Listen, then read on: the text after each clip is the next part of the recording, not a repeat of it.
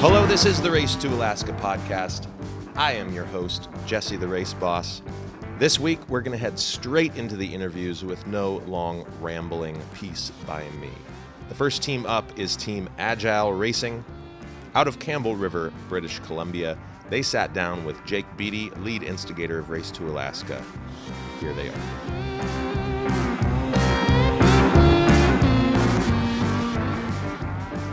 So we're really excited about this. Thank you for doing what you do. You're welcome. I mean, Yeah. Thanks for not having better judgment. Well, That's why we're his partners.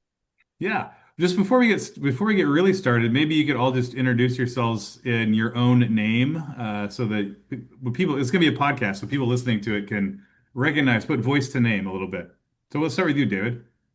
my name is David Gauchi. My name is Richard Smink. And I'm Cooper Smank. Fantastic. And you are your team name? Team Agile Racing. Oh, there you go. Agile Racing, if there's an edit. Who knows? We'll see. We're as professional as we need to be. Okay, so first, origin story. I'd love to know, I read from some of your materials that at least some of you have been following this race from the beginning. I think it was you, David, because you live in Campbell River and the race passes you by. Well, I had actually at the time lived in Vancouver and had property in Howe Sound and had a Hobie 21 SE that I used to go out and rip around. I had dry bags all over the place and a little 2.5 horse engine on the back. And we'd get over to the Gulf Islands and people would look at me like, you came over here on that? And meanwhile, we'd be back over in about an hour. So about 2008, I was trying to get other NACRA 20s and kind of larger cats to do an around the Vancouver Island sort of thing. I've done a couple of Van Isle 360s. On the Hobie 21? What's that? Oh, no. You did not on the Hobie 21, but I had done a couple of those and I thought there's a way of doing this in small cats. And I tried to get things going. You can look online and find remnants of things on Cat Sailor and stuff. But when this popped up, it was like, oh my God, this is my race. This is the one. And it was the perfect combination of adventure and strategic sailing and balls to the wall adventure. And the Sphinx, what did you do why did you want to anger Mom so much? No, Mom's cool. She's we've turned it into a sailor. So I've been following R2AK since it started because I follow various sailing websites and just saw what a cool, first place prize and bragging rights and second place stake knives. Like, how cool is that? And it's what a challenge. It's the not the Mount Everest of sailing. I guess I've single-handed around the world, but it's up there. And for Dave and I, at least, it's a bucket race thing. And I think it's a great thing to do with my son and see some beautiful countryside and a beautiful part of the world and challenge all of us.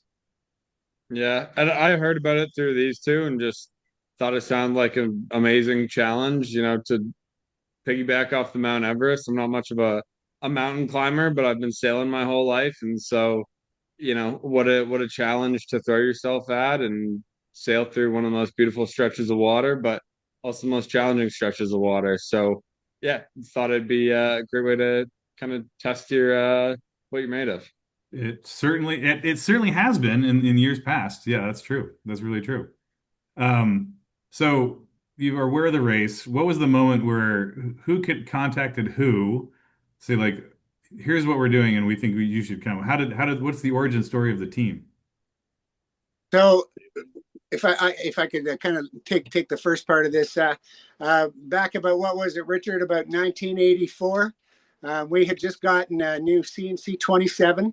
We thought we were someday Cooper's going to exist, and he's going to need to do the Race to Alaska.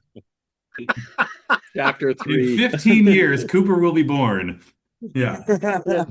So Richie and Steve had walked up the dock past us with a 6-pack of beer each in their hands.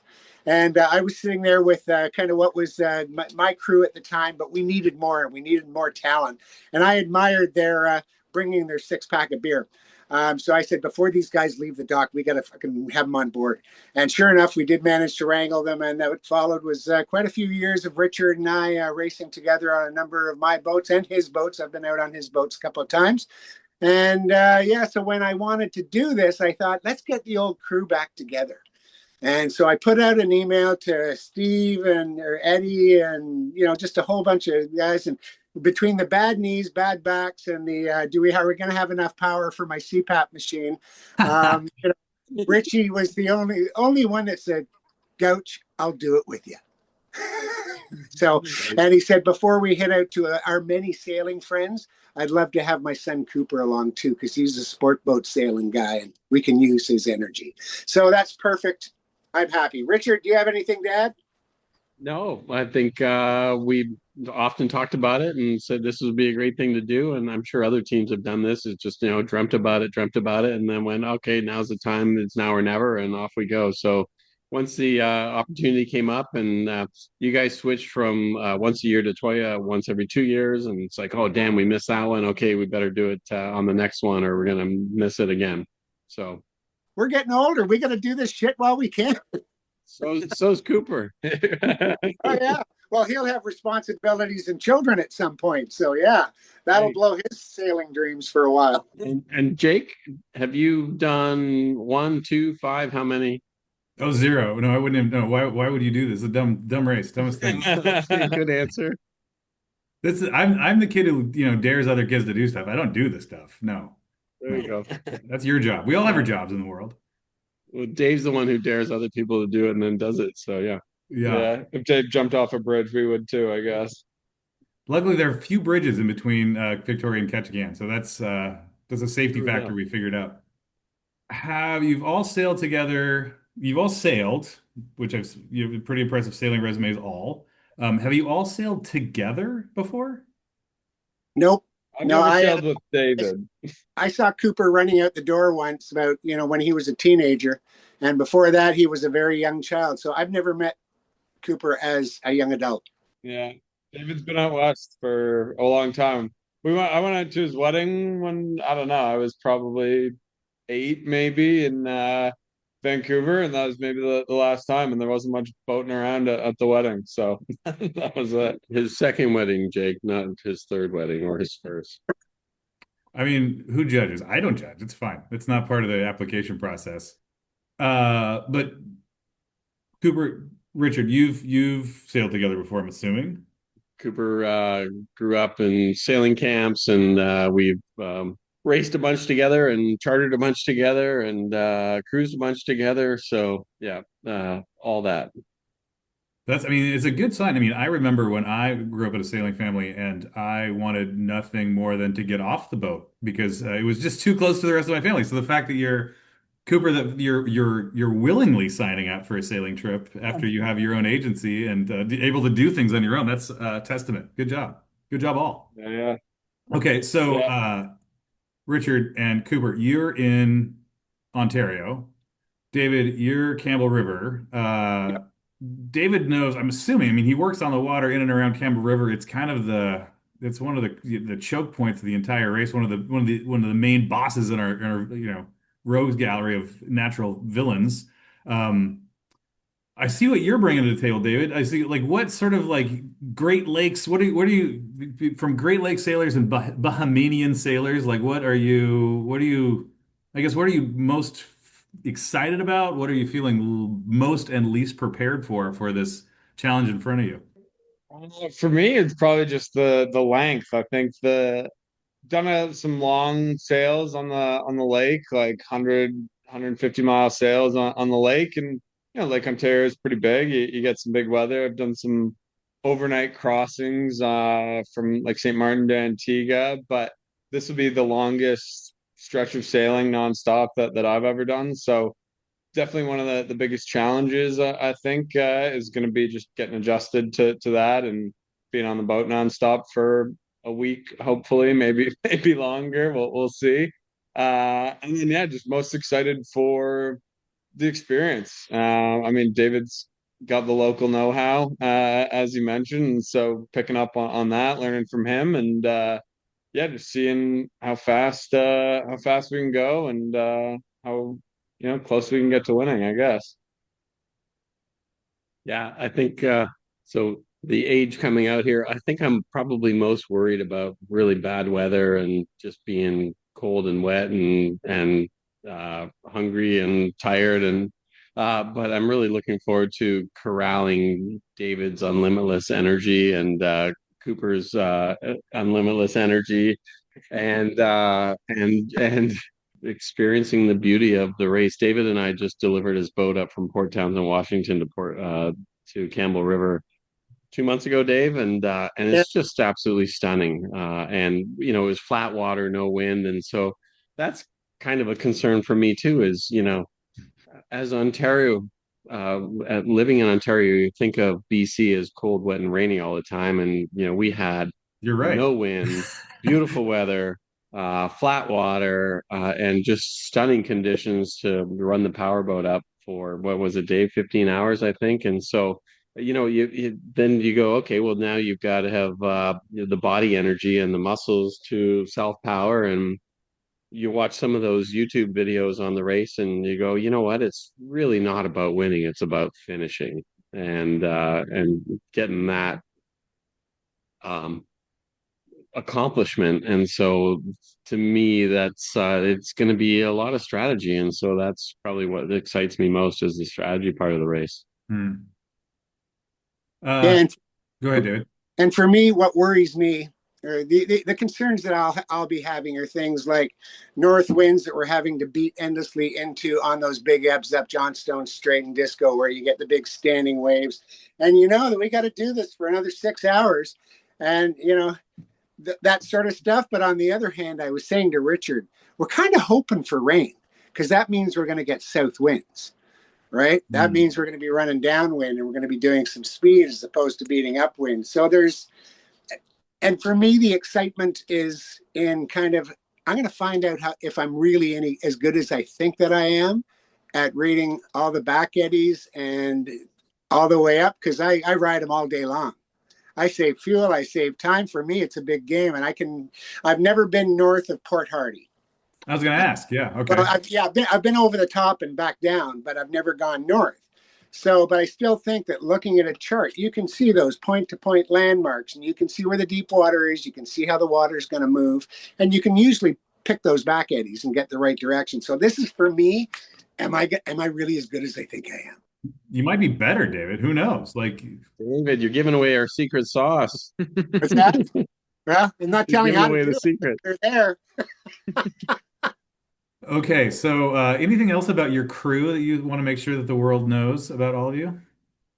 No, nothing else from my end. Just looking forward to taking care of the old folks home on board and making sure things run smooth. David, you're in no way the oldest person ever actually completed this race. You're a whippersnapper by the oldest, so you're good. Sure, I'm sure.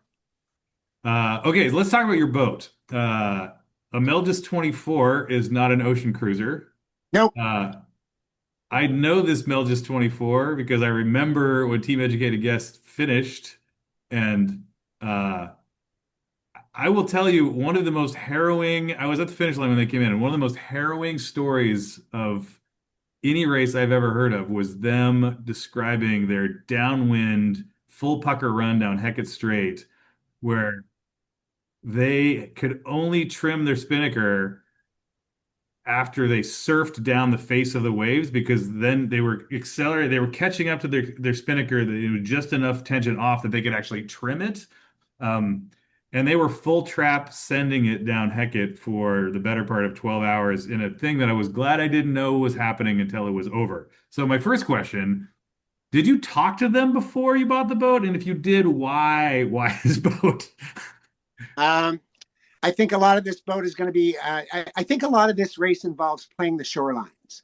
Uh, Chart plotting being what it is now. I know lots of rock faces I drive, 20 feet off of. It's 100, 200 feet underneath me. So I wanted a boat that's agile, that's fast to get in and out, that can accelerate quickly so we don't get trapped. And if we do get kind of sucked in against a rock wall somewhere, at least it's only 1,750 pounds, a couple of thousand pounds. It's not 20,000 pound boat. But basically, I'm looking for something small, fast, that can. The currents here force boat speed has to be the almighty king here because of the way that the water moves all the time. You know, it's so fast. If you can get going a good 6 knots, you can break through a lot of these bottlenecks that a lot of slower, heavier boats can't. That's kind of why I wanted the Melges, and I figure if we dress well, and again, I probably wouldn't have had the shoot up on that day in Hecate Strait. You know, quite frankly, after having heard their story, you know what? Fuck, dude, just flatten it out. Let's just ride this down. And so, you know, that's their call. But yeah, I heard they had 2 guys in the water. You know, I hated every part of that story. It was the best story I've ever heard. Yeah. Anyway, yeah, so we won't be quite going to the same extent. And they also like the idea. They said 3 is a better number on that boat. You know, it's lighter. You know, you have more room for stores and water. Water's a consideration. You know, in terms of the weight, it's a big consideration. So a lot of the planning, a lot of the lists, and I'm semi-retired, so I get to do all this. You said you work every day. You said, David, you told me before these guys jumped on, you work every day. Yeah, pretty much. But when I'm driving up to the top of Butte Inlet, I'm watching for deadheads ahead, and I can just think of shit. Okay. You know what I mean?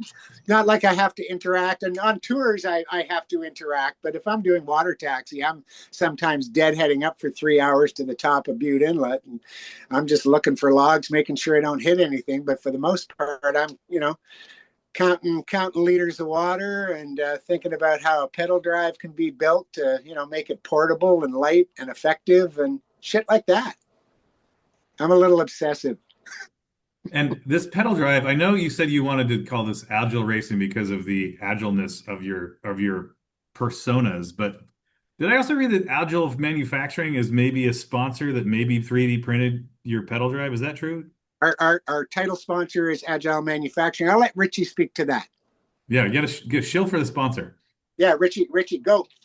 Agile Manufacturing, one of the largest independent 3D printing companies in North America. And so, but we did not print the pedal drive. We will print a bunch of stuff that goes into the boat and a lot of the fixtures and fixings and that sort of thing. But the pedal drive will be not off the shelf, but it'll be, manufactured parts. And are you, don't worry, no one listens to this podcast. Did you embezzle those parts or is this your company? It's my company. Okay. Yeah, we're 40 people across 3 businesses and everything to do with 3D printing, from materials to machine sales to maintenance and production parts. That's great. Good show. Excellent. Other than the pedal drive that is custom, thanks to the good folks at Agile Manufacturing, ask for them by name. What other parts of your boat are you most excited about? I read something about a headlight on the bowsprit. Is that real? Yeah, we're gonna put a headlight on the bowsprit because I don't want to hit anything out there. Right at night, it's only about 4 hours, 5 hours of total darkness that time of year. So I want to see what's up there. I like my headlight on my work boats. We're gonna put a little Dodger on it, give ourselves a little bit of shelter. Probably a little flat area just aft of the companionway so that you can kind of get some rest, lay down while you're still ready to blow off a sheet and still keep somewhat active. And I think a lot of it is just keeping ourselves comfortable and building comfortable places. So a little Dodger, a radar arch is going to be built as well, just a real little lightweight one to hold. Are you going to have a radar on board? What's that? No, but just for a solar panel and a little Starlink. Okay. Yeah. So basically, and then just like put the cups. I can't remember who it was that had all of their cups along the back on the cord, on the transom of the boat. And so yeah, there's utility that we can get there that's lightweight and keep things. But yeah, that, and I like the seats that kind of came out from the side a little bit. But our second sponsor is Back Eddy Boats. And these guys manufacture big, beautiful welded aluminum workboats. So 30, 40, 50 footers they're making these days. And so they've given us storage for the year. And they're going to build a whole bunch of these little things for us. what are you doing for I mean, a headlight and a Starlink, those are so power hogs. How are you generating electricity on this We'll trip? make a point of running the Starlink only in emergencies and say the first 10 minutes of each hour. So we can kind of do a quick communicate, catch up, do some posts, and then back down again. Same thing with the headlight, like lithium ion batteries now, like a 1 kilowatt battery is tiny. That's enough to run a headlight for 30 hours. So these new LED lights. So I think if the light's not going to be used, it'd be the type of thing. If we're going more than 6 knots at night, I want the headlight on. But if we're just drifting, And solar power, Jake, right? A couple solar yeah, panels off the arch, and we're good. yeah. Really? Okay, good deal. Food, what are you guys doing for food? Well, we like those rapid boils. That whole idea of the Do you like them, or you just like you find them easy? I like the whole idea of having your food in the in the wrapper. So no pots, no nothing. You boil your water, you drop your 500 milliliters of water into it, seal it up, drop it in 2 minutes, it's done, and then grab the next one if someone else wants to eat. But that sort of thing. Pizza will probably get us through the first couple of days. you know. Yeah, a little bit of that kind of budgeting, but most of it is going to be some freeze dried stuff. And there's a lot of, and you don't want to say anything. I know they did it in 4 days and 16 hours, and I know that that's an exceptional run. Like guys That at was a tugboat, hog. yeah, that was flying. There was But so much wind that year. There was so much wind. yeah, exactly. But I'm figuring, anywhere 5-7 days, I'd be really thrilled with that, even if we were like mid fleet. Going back to your boat, Melges 24s are really good at some things. They have superpowers and they have kryptonites. I guess when you think about all the things that it's good at and all the things, like what are the conditions you're hoping for and the conditions you're dreading? Richie, do you want to take some of this? Like I'll have my Yeah, part for sure. all the talking. Yeah. No, I think the conditions we're dreading is just having to self-power for, 12 hours or 24 hours or 48 in a row. Obviously, it's a light boat, but pedal drives being what they are, and then fighting currents and that sort of thing. Uh, Another kryptonite is just, the amount of down below space. We're going to have a Dodger, but it's still not very accommodating for people. I mean, where do you stand up, right? And shitting in a bucket for 7 days times three people, that's not always fun either. So there's that. And I mean, I think from a sailboat and a performance perspective, the boat's excellent. From a comfort slash propulsion perspective, obviously those are some major issues. Someone once it was the larger Melges. Was someone talked about it in the race to Alaska. It was like off-roading a Lamborghini. That it's meant for speed, but it's you're pushing its limits for an expedition for sure. Oh, absolutely. Yeah, Absolutely. And the nice thing about this route is that providing that we're really watching the weather and knowing to a fairly good extent how it works here. If it's blowing 30 down here, I can still get across the other way. It'll take me an extra half an hour, but I know ways and strategies to get ourselves out of wherever. So at least there's always that inside passage, worst case scenario. There are some, you can get into some sheltered, some good sheltered shores, and there's opportunities. You don't have to go offshore. And if bad weather's coming, you're going to know it.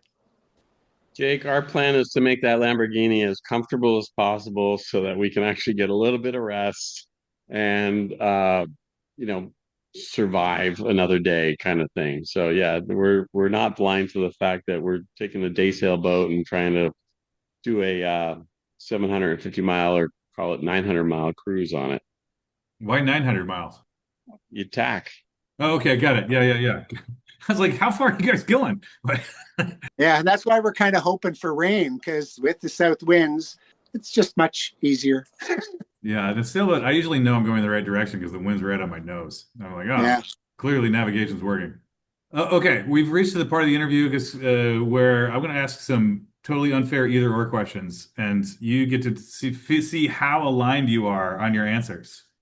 Okay. Okay, would you rather have the current with you or the wind with you? Oh, current. Current. Would you rather finish the race or have a good time? Finish. You can do both.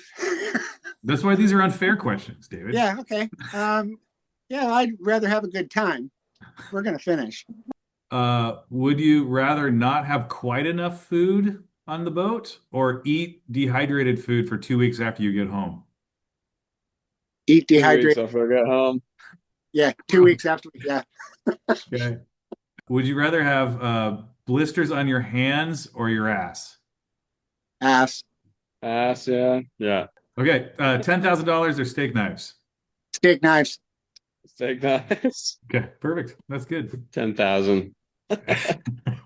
So says the sponsor. That's good. Yeah. Give me the glory. Do you guys have any questions for me? Anything I can do to like help? Yeah. What's your advice? How should we approach the race? Quit now. No. Abandon hope, all ye who enter here. Any other tips from our predecessors on the Melges? Any crazy stories from them? I mean, there was really only one, and it was like literally, I'm not even exaggerating. It was the maybe the most intense, one of the maybe top three most intense stories I've ever heard of any race, and maybe any sea story ever. Like, and the way they told it, like it was like they were so exhausted. They were like they had witnessed their own demise in multiple different versions of that story, and somehow they rolled sevens and got through it. But it was intense. Yeah. I mean, I know you are all experienced sailors, but there's there's two phases of the race that I think people get surprised by, and the first one is the first stage. Honestly, like people forget that it's a pass-fail race from Port Townsend to Victoria, and on the years there's predicted heavy weather. People forget that they can just like deal with the weather and all they have to do is get there. You just have to get there. And even sometimes when we're very explicit, we're like, we'll give you an extra day because there's going to be this, it's going to blow 50 for 2 days. So we're going to give you an extra day and just don't go. Um, we've had just people forget and they get into race mode and they just make bad decisions. So I guess first piece of advice is like, just don't make bad decisions the first stage because I know how much I mean, it's a year of planning and preparation to get ready for it, and it can all be over in minutes if you screw up. That first Yeah. turn by Point Wilson is a wicked tide rip. And if the wind's been piling up all night like it usually does, and the current's ripping out like it always is when we start, um, I mean, even the most seasoned mariners have gotten their ass handed to them, like within miles. And I can remember multiple years where it's like I think the first year we had 7 teams drop out in the first mile, just like carnage. And like the worst year, I think it was 13 teams within the first 5 miles. It was so like Alaska's the goal, but like Victoria, let's step by step. Victoria's the goal. The other one is Hecate Strait. Hecate Strait is, if you look at the bathymetry of it, it's the entire Pacific Ocean coming up into relatively shoal water, and the waves get.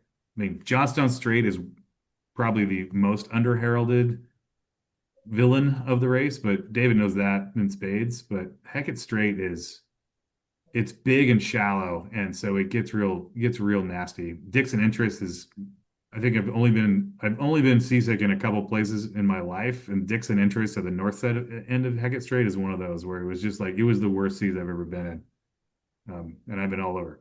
So respect the course. I guess that'd be my especially after if you get to Hecate, you're going to be fatigued. Like, you're going to be a few days into it and things are going to be breaking and you're just not, you're going to be cold and it's going to be rough and just respect Hecate. Yeah. It's good Thank you. advice. Yeah, And have fun for what it's worth. we plan to. Well, is there anything else you want to make sure gets included into the podcast for posterity? No, just follow us on Instagram and shop with our sponsors. Yeah, buy something 3D printed already. Yeah. Pleasure to meet all of you. It's I've been with this race since the beginning and it's a great race, but like the thing I like most about it is the people that are drawn to it. So thanks for being drawn to it and thanks for being good humans. I'm excited to see how you guys do. Thank you. Thanks, Thank you Doug. very much. Thanks, Jake. Appreciate your time. Excellent. See you later. Alrighty. Bye, guys. Yeah. Friends, the Race to Alaska podcast needs your help. Are you an audio editing whiz? Can you make my voice sound better? Can you do a better job than me at fading in and out musical interludes? Well, if you are, and you want to contribute some time to the Race to Alaska podcast, just reach out to podcast@r2ak.com and we'll be in touch. The next interview is myself talking to a team you may remember from 2022 or the 2025 Washington 360. That is Team Lost But Don't Care.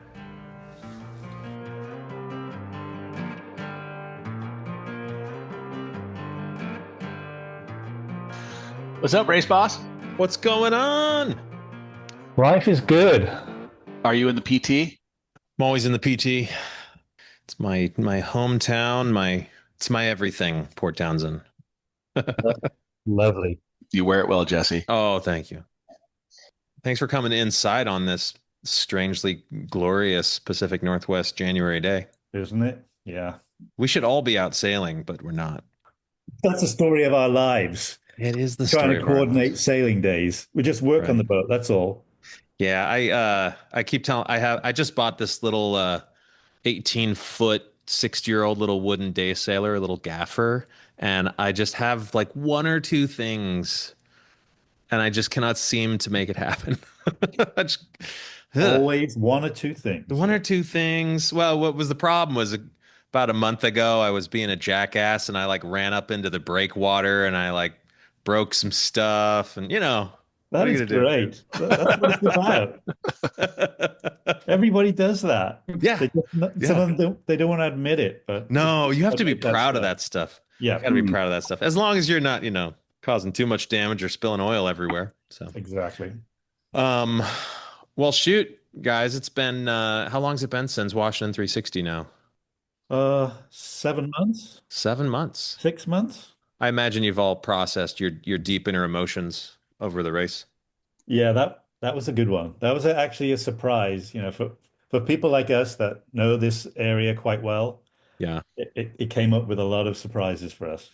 I love that about that race. So many people told me after Washington 360, man, I've been sailing around here for decades and I just have I've never been through past LeConner. I have never been up north of Bellingham on the east side there. I've never been to Point Roberts.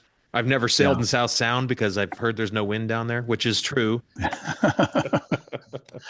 I've never pedaled a boat in the South Sound before that. Right. Well, you got your fair share of that this year, right?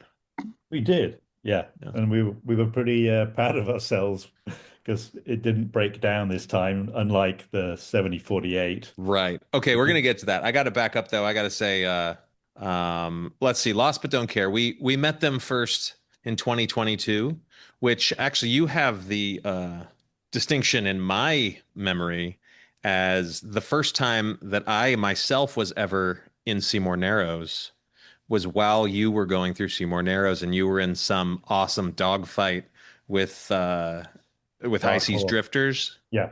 Dark Horse. Yep. That was beautiful. That had me giddy. That was a highlight of our trip. Among many, but I think that rises probably to the top highlight of the trip. There's a great video, everybody. If you want to go back to YouTube, go back to 2022. We called it a field report where both Team Lost But Don't Care looks phenomenally awesome, and I look like a jackass. So it's really fun to go back and watch. That's worth looking at. It's worth looking at. Maybe John, team captain, can you just run us through? Yeah, I mean, you have a long life on the water. One of the things we loved when we first met you was you put in your resume that you ran away at 16 to join the British Merchant Navy. Yeah, I think when I was about 12 years old, I was on a ferry going from Malta to Italy. My dad was in the Marines, and I sneaked up on the bridge of the ferry, on the bridge wing, and I put my elbow nonchalantly on a steering wheel out there and started turning it, and the ferry started turning. And the Italian officers soon realized what was happening and freaked out and told me to get the hell out of there in Italian. And I thought, this looks like fun. I should do it for a living. And so when I was 16, I joined the Merchant Navy and flew to Singapore from England by myself and joined a tanker. And the rest is kind of history. Wow, well, I mean, the rest is history for you, but we don't know. So from you went tankers, you've sailed. What have you? Do you have a number somewhere about how many sea miles you've put under you? Oh, no, I don't have a number. I mean, I'm approaching 50 years in the maritime industry. That's the number that sticks to my mind. Yeah. But yeah, so I sailed on cargo ships for about 4 to 5 years, got a second mate's license, and then I pretty much went to passenger ships after that. Hmm. I sailed on sailing ships in Windstar cruises, 440-foot modern sailing ships. I sailed with Windjammer Burford cruises back in the 80s around the Caribbean. And so I've had a fun career. Did you start your sailing on big boats, like your wind sailing? No, I started on smaller boats around the UK doing Yeah, coastal skipper courses and the gotcha. like, and then just transitioned to Windjammer and then to Windstar after that. Adam, let's ask you a similar question. How did you get your feet wet? I grew up sailing and with the family coastal, at a yacht club in New England, and then coming out of high school, wasn't quite sure what I wanted to do, and a friend was going up to visit a maritime school, which I hadn't heard of or what they were.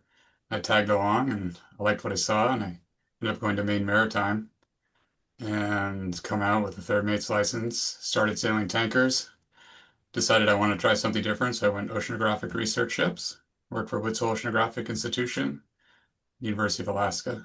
And then, as John said, the rest is history. I don't know. Pat, tell us your life history in a short 1 minute blurb. Go. So when John asked me to do anything before he finishes a question, the answer is yes, and that's how I ended up here. Seafair. Well, I mean that's less than a minute. Seafaring wise, I grew up inland in Southern California, nowhere near the water.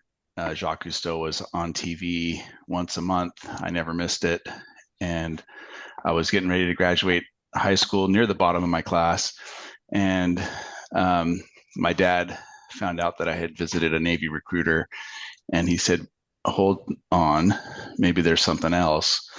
So we checked out the West Coast version of the school that Adam went to, and yeah, and my first job out of school was commercial fishing up in Alaska, out of Dutch Harbor, and I went from there to passenger vessels and cargo ships and small sailing boats through Seymour Narrows. Amazing. I think it's fair to say that the three of you have the most sea time of it could be maybe any Race to Alaska team ever. I hope you're proud of that fact. I have not checked the numbers. I will not check the numbers, but I will still say that out loud wholeheartedly. Let's make it so. Okay, so let's go back to 2022 when a young race boss with a pair of broken glasses scotch taped together watched you guys go through Seymour Narrows. You came in fifth place that year behind a pretty similar Corsair. You were sailing a Corsair, what, a 750 at the time?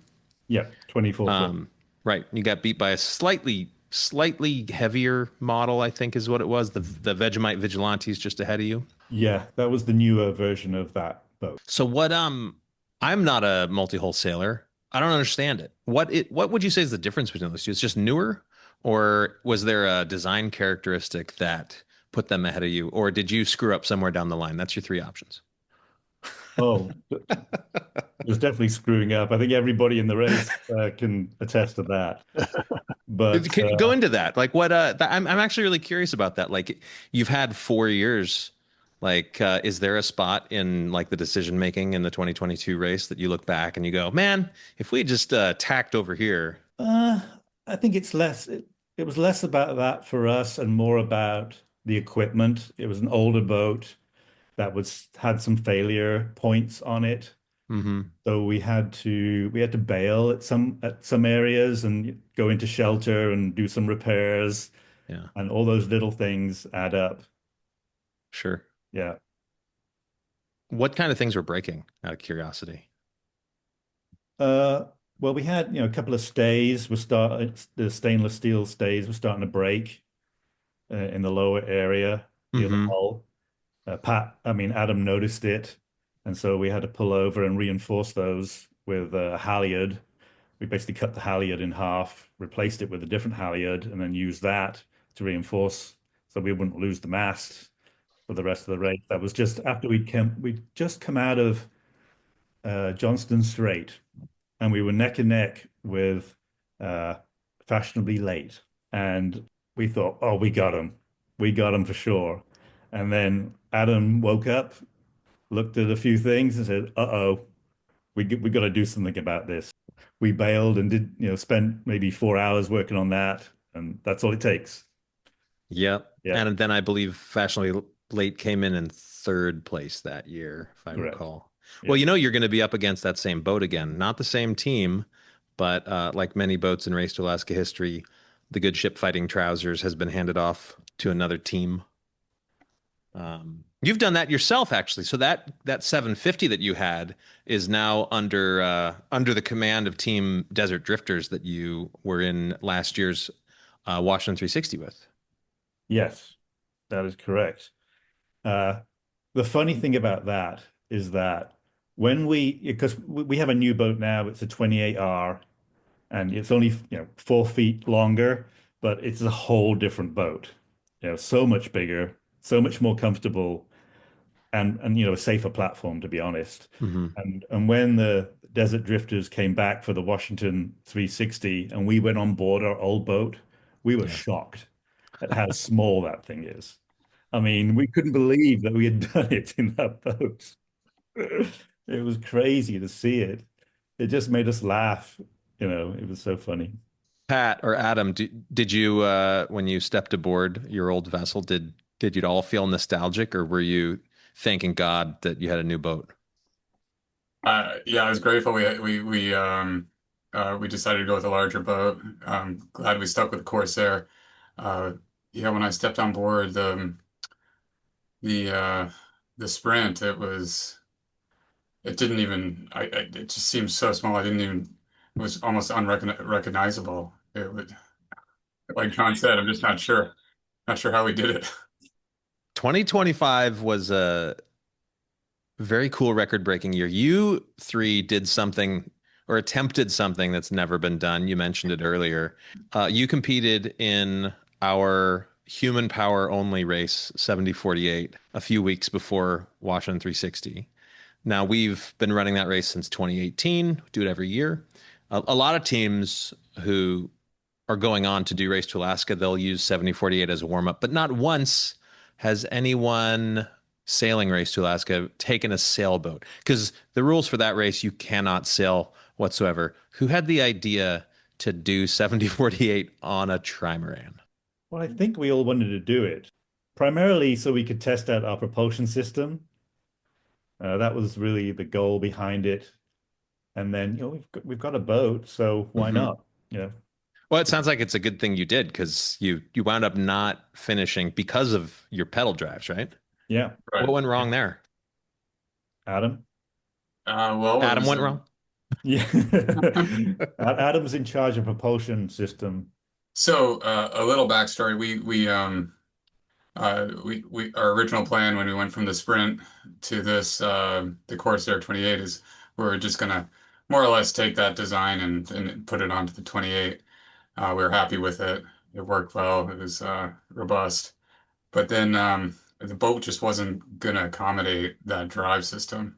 So we went to the start of the 2024 to see what other drives there were and talked to the other teams, and we incorporated a lot of what we learned there into, a lot of cut and paste, a lot of plagiarism into the drive system Hmm. we had for that 7048. And then we had a lot of help from some friends and a lot of 3D printing. But it's pretty much that Stranger Danger outdrive system Okay. we incorporated into a pedal drive. And yeah, what happened was everything was late, and it was, there's a lot of design challenges to overcome, and we tested it maybe a few days before the start of the race of the 7048.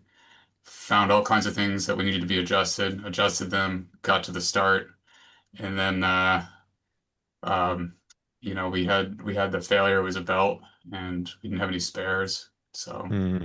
that was it. It's just a little thing like a belt, huh? That's all it took. Shoot. Just that one part, huh? Well, luckily, so we were on the backside of Vashon Island there, heading north, and the belt broke, I don't know, 1 in the morning or something like that. And the belt broke just right next to a house that had a buoy outside. And we Hmm. just drifted up to the buoy, tied off, and that was the end of our race. Well, that's all right. So, you were in the running had you completed that race and then Washington 360. The three of you would have all been awarded the coveted 1180 award, which is reserved for those who've completed all three of our adventure races. Can we expect to potentially see you back in 7048 Yeah, Our yeah. goal, We're yeah. going to give it another shot this year. this year? Okay. Yeah. Yeah, you kind of cracked the doors open. And it's weird that it wasn't just you. We also had team Steak Knives to a Gunfight who brought their Olsen sailboat to the party and stacked it with like 13 people and a rubber duck. I guess it was inevitable that at some point someone was going to try sailboat racing, our no sailing race. But now we're up to 2026, and here it is, January 16th, and Race to Alaska is full to the gills. I think you gentlemen are going to be part of the biggest one yet. The listeners are going to get sick of hearing me say that, but I am still just kind of flabbergasted by the response to opening applications this year. And so, what's your tactics this year? Are you gonna? Here's my question: Are you gonna win? Well, yeah. And I want to talk to you about that prize money, Jesse. Yeah. How long ago did this race to Alaska start? This is the ninth Race to Alaska because we had some COVID years and now we're every other year. And was it $10,000 9 years ago? It was. And is it still $10,000? It is still 10. Are you talking about inflation? Maybe. Is it time? Is it time to increase the pot a little?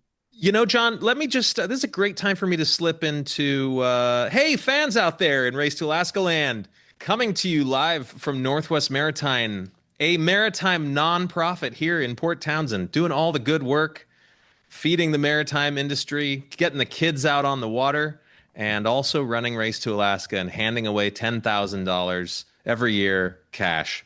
If you would like to support Race to Alaska, email me at raceboss@r2ak.com. John, thanks for asking that question. Hey, all you have to do is increase the enrollment fee, the registration fee by a couple of bucks. Oh boy. I'm just kidding. I'm not serious. How are we going to get all the dirt bags if we do that, you know? Oh, that's true. Okay, so you've told me that you're going to win this year because Race to Alaska 2022, you came in fifth place. Washington 360 last year, you also came in fifth place. Oh, I want to rewind for just a second. I had a really specific question. I was watching your track from Washington 360 this last year, and you were doing really, really well against Rough Duck, who is in another trimaran, a bigger trimaran, a theoretically faster trimaran, and with some guys who really know what they're doing, who've done a lot of this stuff. And you held your own with them until right outside of Thatcher Pass. You were within about a quarter mile of each other, and you guys decided you wanted to go between Decatur and James Island, and then they tacked out the other way towards Anacortes. I don't know that that was a failure on your part, but I was really curious your decision to go in that spot. I know it can get, I don't know what the currents were doing at the time, but why did you go through there? Why, oh, why? I'm just trying to think whether I should actually tell you what happened there. Oh, yeah. Well, this is how I remember it, okay?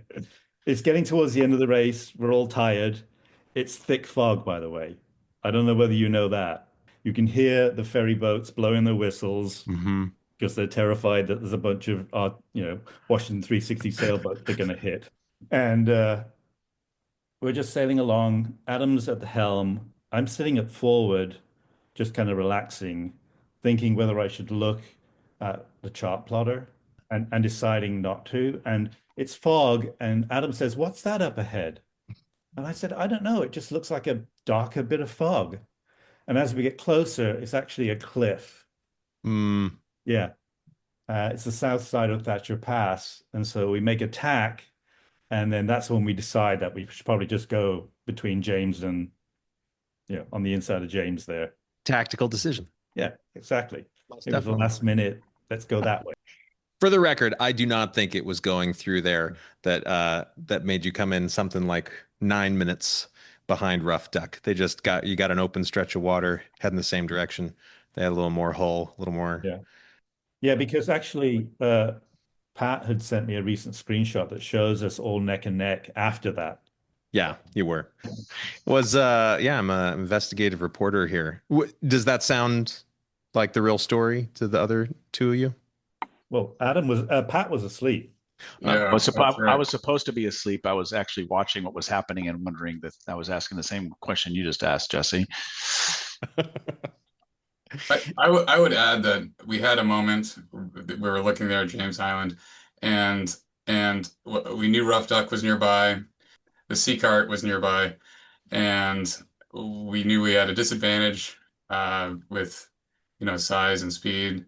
So it was an opportunity to potentially do something different, maybe take advantage of where we were, and tactically we had more to gain than to lose there. I'll direct this question to Pat. I want a quick answer. If you are this coming June, you're neck and neck in the final stretch of Race to Alaska, Tongass Narrows, your bow is pointed right at Thomas Basin. Would you consider luffing up and stalling out just for the glory of the steak knives? Yes. Okay, Adam, same question. Would I throw it for second place versus first place? That's right. For the steak knives, you can get $10,000 anywhere. That's right. Depends on how tired I am, I guess. All right. And Captain Scragg? I don't eat meat. Oh, that's a good answer. All right, we're gonna do a quick lightning round here. Lightning round is this. Okay, besides the sailing and the beauty, what is the part of the full Race to Alaska experience that you are most looking forward to, having done it once already? Well, you mentioned beauty, and I'm not supposed to, but it was that after that first race is knowing how much I missed because I was sleeping or sleep deprived. So seeing more of that passage. Okay, so you're looking forward to taking some pills to keep you awake. Great answer. Pat, what's the biggest luxury item that the team's bringing along? John and Adam. Yeah, I just, to drill down for just a quick sec. Yeah, I'm answering the question you asked Adam. And we all dug deep in 2022, deeper than any of us, I think, thought we would. And that was due in large part to the bonding that took place. And I wouldn't want to be out there I couldn't ask for two better shipmates. Oh, thanks, Pat. Likewise. True. That's perfect, setting me up for the next question. What's the biggest disagreement the three of you have had on board? Pat is shaking his head like there's never been one. I can't think of one. Disagreement. Let's come back to that one. I will say we had an existential crisis of sorts in 2022 in the Straits of Georgia after a hard night of green water and reefed sails and storm sails, and we pulled off into Nanaimo, and we sort of all had to ask ourselves what we were doing and why we were there. But that wasn't a disagreement. It was just each of us individually and then together asking the big question: what was it all about? A shout out to Northwest Maritime and Race to Alaska for creating a space for something like this. Have you got any questions for me?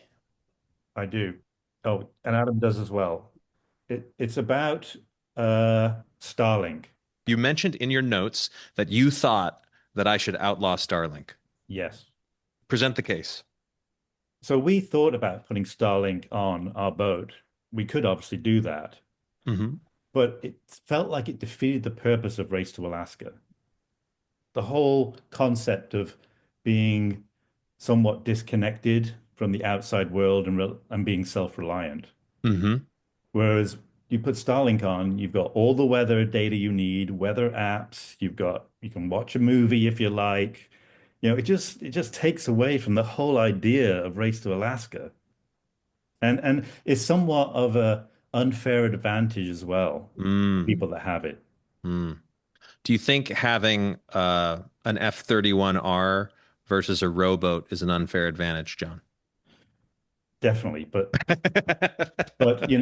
what really, I mean, you talked about winning the race, Yeah. obviously, it's not really about winning the race. It's about your own experiences, the highs and the lows that you get, and the fact that you've tried your best to do the best you can with what you have. That's what it's about. What if we only allowed technology present in 2015? Or do you think this race could get by with zero electronics at all? Would we get entrance? Well, we've thought about that. I mean, we've thought about a non-GPS. Mm-hmm. I think that's a little bit of a push. Yeah. I think that could be making it even more, no, I won't say dangerous, risky, a little more risky than it Is there already a difference between dangerous and risky? Well, maybe there isn't. But you know what I mean, obviously. Sure. It's a challenge. It's a challenge. Yeah, Yeah, hand plotting fixes is kind of getting to be a lost art these days. it is. Yeah. And so your question was, would we get entrants? I think you would. Maybe not as many. Well, I would love to see I'd love to see the whole crowd of people out there take over some small part of Sailing Anarchy or the Race to Alaska Racer Forum and have this debate. We will not necessarily weigh in as Race to Alaska, but it is a great question to circle around, and I appreciate you bringing it up. Well, fellas, I am so glad you're back. I cheer you on. I look forward to seeing what that decision is going to be in the home stretch when you decide on steak knives or $10,000. Is there any, have you gotten any like social media or anything that you're doing that people can follow your prep? Maybe that's not your style. We are terrible at that. So I don't know. We haven't really delved into that at the moment. All right. Well, toss a post up every once in a while. Keep everybody informed as to what you're doing. Otherwise, we will look forward to seeing you in June. With maybe in May. Maybe in May. That's right. May 29 is 7048. Yeah. All right. Fellas, it's good to see you. Thanks, Race Boss. Yeah. Thank you. Take care. Last up today is an interview brought to you by an old friend and Race to Alaska legend, Katie Stewart. She sat down with Team Aloha, a soloist aboard an Angus Rowcruiser. They discussed the right and wrong way to uncapsize a Rowcruiser, among other things. Here they are. Hello, Katie. Hi, how are you? Good, thanks. How are you? You're kind of a legend. So Oh, stop. I'm honored. No, I deny that accusation, but it's really good to talk to you. So I actually first thing I go to logistics. Tell me about your boat and how you're going to get it from Hawaii to Washington. That's the number one. I think, because I think you're on the Big Island. Right. I assume you're going to go Young Brothers to Aloha Marine Lines to West Seattle, but go. Yeah, the whole Young Brothers thing, I've been getting shipping quotes over the last 6 months, but going that route is hugely more expensive. The least expensive way for me to get it is to ship it through, there's a car carrier called Pasha or Pasha. Pasha, yeah, I know that. And they would ship it almost a third the price or more in some cases to San Diego.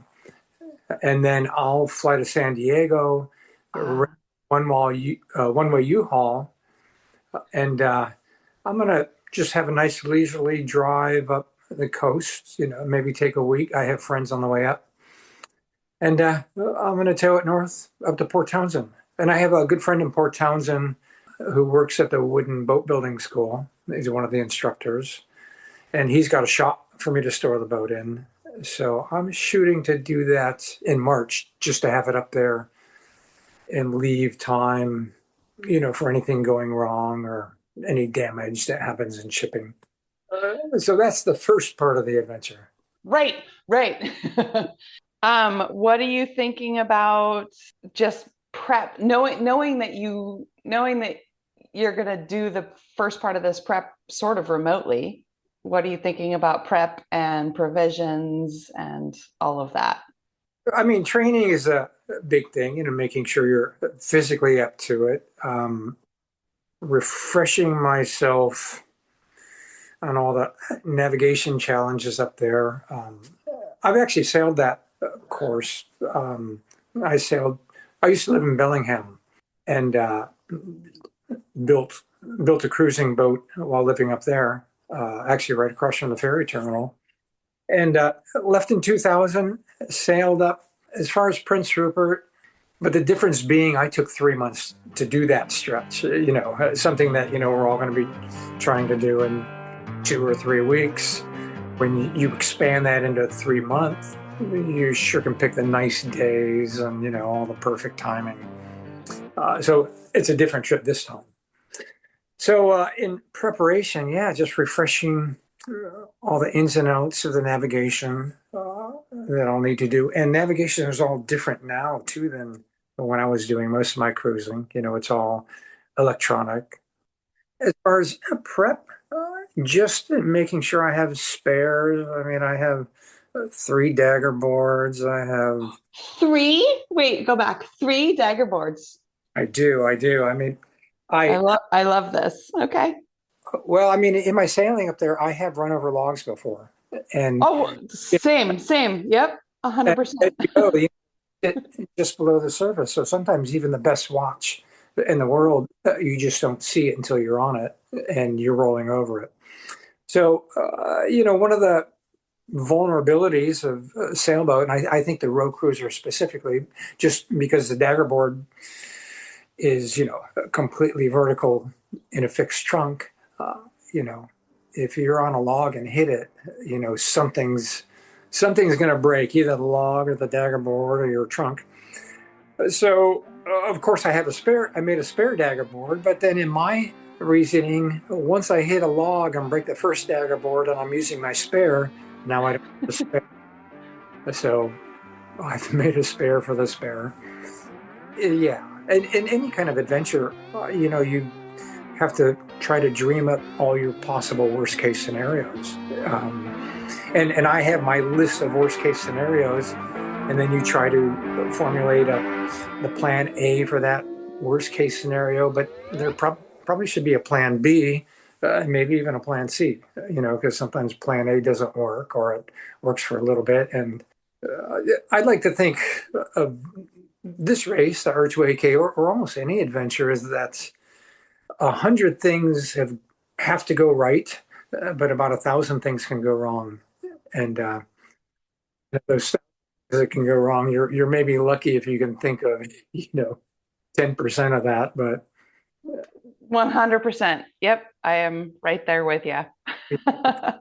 Yeah, and even with all the training and prep that we all think we can do, I mean, there's always that element of the unexpected. Yeah, it's the weather is the biggest variable, and that's I can look ahead right now and predict dates I'll be going through Seymour Narrows and kind of figure in that window what are my best passage times. But nobody knows what the weather is going to be around then, and that you just have to take day by day. Yeah, it kind of looks like potentially we're looking at a gnarly race start again this year with a big tidal exchange and maybe some brutal weather. Yeah, that's right, at a new moon. Although that's the downside, but then the good side is, probably going through Seymour Narrows around neap tides, so that makes that maybe a little less dramatic. But Yeah, I don't know. Did you hear that? I mean, we're not into a full El Nino. I think we're in La Nina patterns right now, and then it's supposed to go pretty neutral over the summer. But have you heard something? A little bird sent me a prediction that we might be looking at kind of a gnarly Yeah. race start, but you know, Yep. it's way too early to try to project that. What have you learned, or what are you putting in place having seen other teams? This is a totally self-depreciating question, by the way. Seeing other teams use this same vessel for this race. Yes. Well, I mean, I know Colin Angus uses vessel. I know Joachim Reiser with Kairos. I know a few others. James Gibling, I know went to Bella Bella. So I don't know what other vessels or what other road cruisers have done that. I'm sure there have.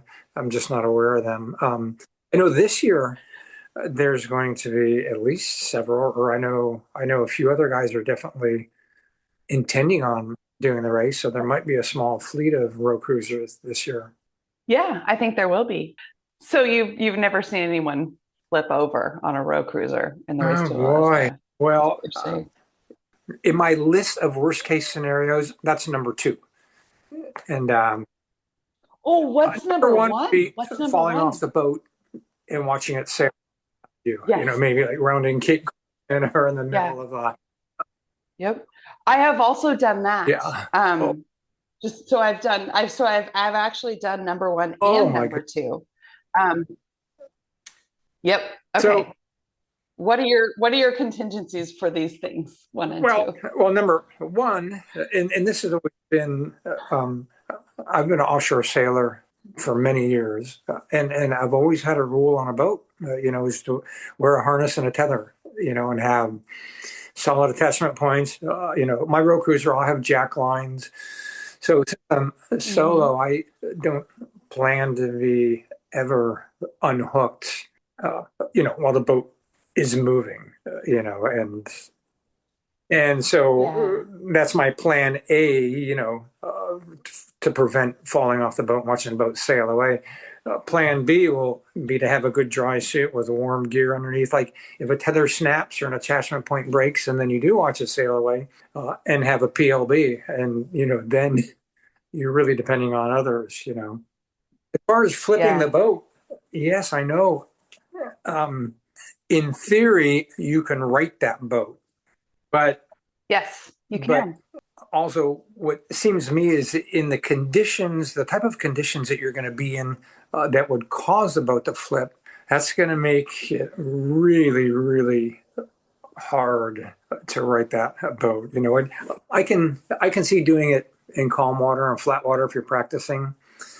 If you're in 35 knots and 5-foot wave, the mechanics of going through the steps and actually pulling it off seem, boy, I don't know. Yeah, so I can tell you that it's doable. I don't know if you've seen the video that Colin put up about, hey, I designed this thing because if you need to write it, you take off one AMA and then you flip it from the other side. So having done that in really shitty conditions, I can tell you that it works. But I didn't have a tether to the AMA that I removed, and it had enough wind resistance that it sailed away. So I got it right side up, and then I was in the boat, but I was missing an AMA, and it was going to be another swim to go try to get that AMA. So recommendation would be tethers to the Thank AMAs. you. Yeah, thank you for I'm sorry, that's dramatic. That story, and I can feel for you. I can just imagine, how you were feeling what you were thinking when you were on the water doing that. Yeah, I've gone as far as I've always, in designing and building this boat, I've been trying to imagine it being upside down. I've even gone through the straps that hold the almas for the akas. I've gone through numerous ones of those before I found one that I could actually picture myself releasing underwater with cold fingers while I can't see it.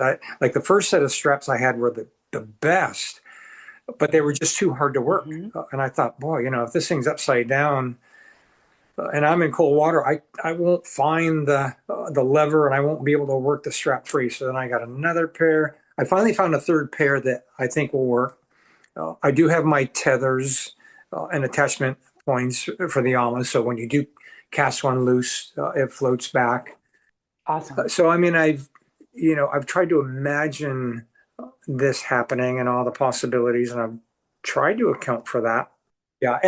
And one thing is maybe might help is the fact that I have the Hobie AI sails that I can roll a reef on the mast. Oh, that's amazing. That's amazing. That's a sail configuration that I do wish And that I it's had.